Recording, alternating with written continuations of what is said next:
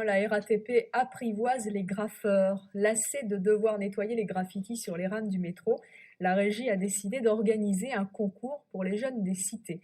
Alors il s'agit de réaliser une fresque pour décorer les murs de la gare routière de la Défense.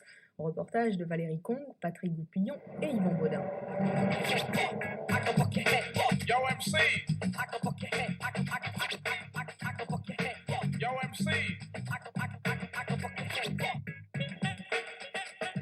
Pour une fois, le graphe est autorisé, les bombes et les masques gratuitement fournis et le mur mis à disposition.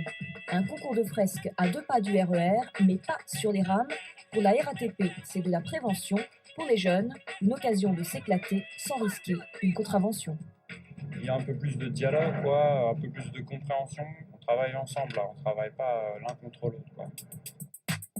Chacun, on vient un peu sur le terrain de l'autre. Là, moi, je suis venu sur son terrain, en fait, l'endroit où fait un graphe. Et bon, moi, je lui donne mon point de vue, pourquoi je dis dans le métro, c'est pas très bien de le faire, c'est même très mal. Et lui me dit pourquoi il le fait, ses motivations. Puis je pense qu'on pourra trouver un terrain d'entente, comme ici, par exemple. Ils ont passé 6 heures, une semaine ou 10 jours à graffer sur le béton de la Défense. Ce béton qui le reste de l'année leur fait peur parce que le quartier des affaires leur est totalement étranger. Eux, qui viennent des cités de Nanterre ou de la Garenne-Colombes.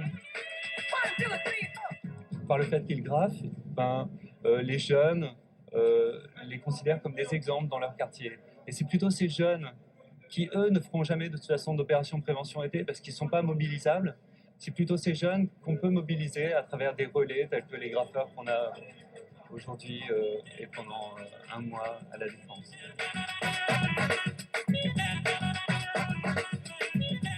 C'est l'heure du vote, chacun présente son graphe au jury des professionnels du quartier de la Défense ou de la RATP.